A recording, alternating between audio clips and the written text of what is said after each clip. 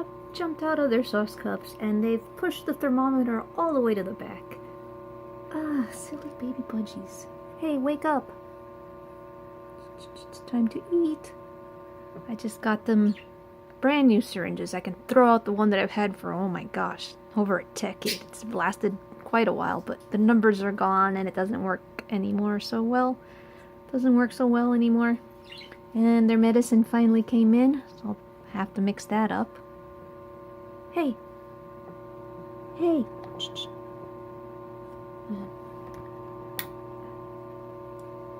Hey. What are you doing? Why are you loose? Look at that. He's preening and he's naked.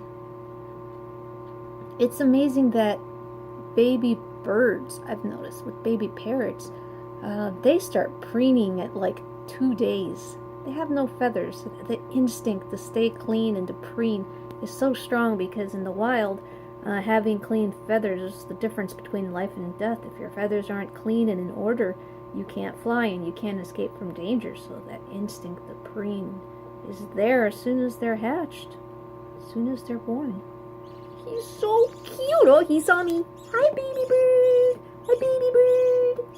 Baby bird, is it time to eat? Oh. Come here. Go poke your sister. Come here. Come poke their sister. Come here. Poke your sister. Oh, she woke up. Yes, come here.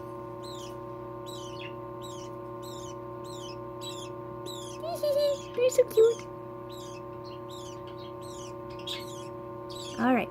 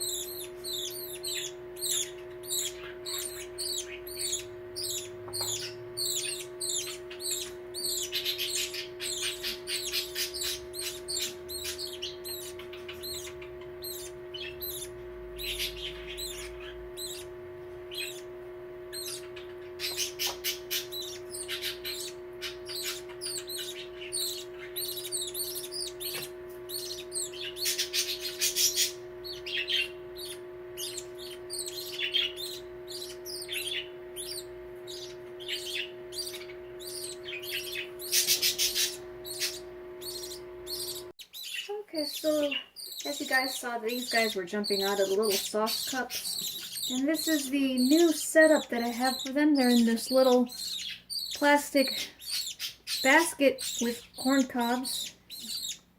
And they've gotten really rambunctious, and soon I'm going to have to get them out of this because they're already jumping out of this too. But more on that in a little bit.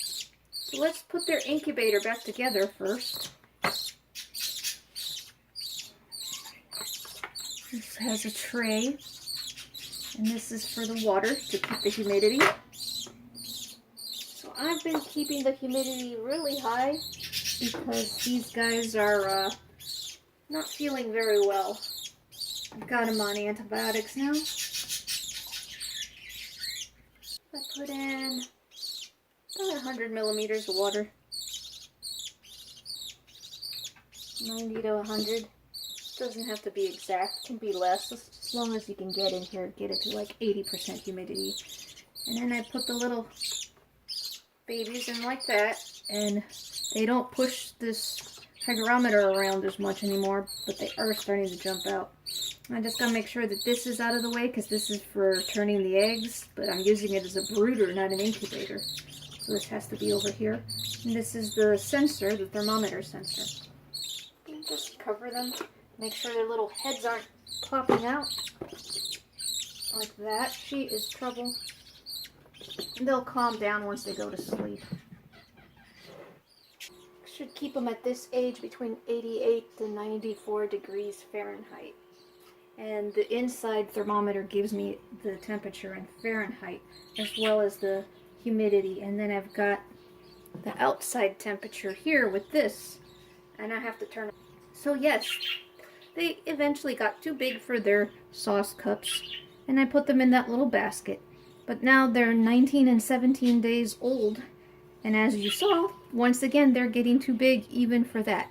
But the good thing is that at 21 days, once they start having feathers, you can move them into room temperature and keep them between 74 degrees to 88 degrees Fahrenheit, which is about what it is in my room most of the time. So it'll be perfect just to put them into a non-heated basket. So I have to wait till the youngest one is 21 days, so technically at 23 days I get to finally retire this and pull them out of this. They have been doing a lot better. I got them on the antibiotics. I don't know if that's helping or not. It might be just a mild one. But the fact that they're getting older and they're starting to look like budgies is a really good thing. In fact, let me get them out and show you guys.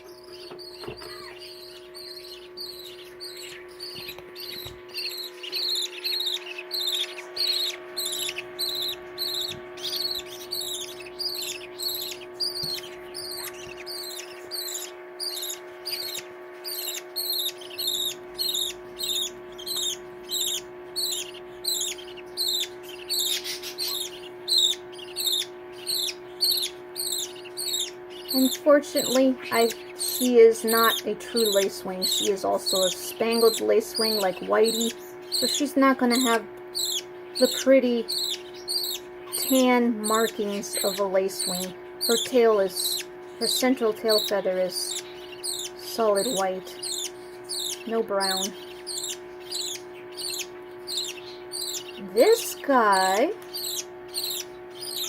and if you can see, this little tail feather there, central one, they're dark. So this might be normal. So now the only question is he going to be sky blue? Or is he going to be a cobalt? I'm hoping for a sky blue. Oh, and lastly, I am not happy with these syringes that I bought. This is a syringe that has lost all its numbers on it. And only after like the second or third wash, the numbers were pretty much gone. And I bought them because Chris is helping me with some of the night feedings that I can't do everything. And he needs to see the numbers.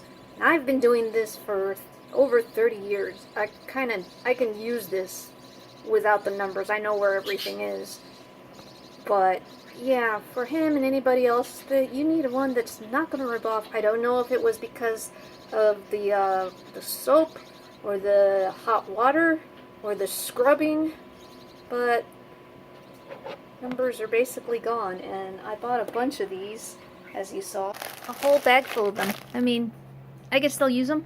They work just fine, though. And they had such nice numbers, because this was the first set that I've seen that actually shows each and every number all the way to 20. That was so cool. But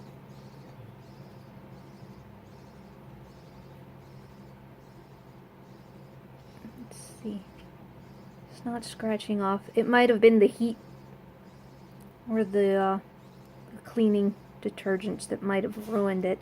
Maybe the one I picked is a bad one, but I'm not going to change it for one of these because it just works. What was important to me was that it pumped and was smooth and wasn't going to shoot food into the baby's mouths. Okay, so this update will soon be out of date very soon because I'm looking forward to moving them into a non-heated environment. Alright, hope you guys like the update. Just signing off.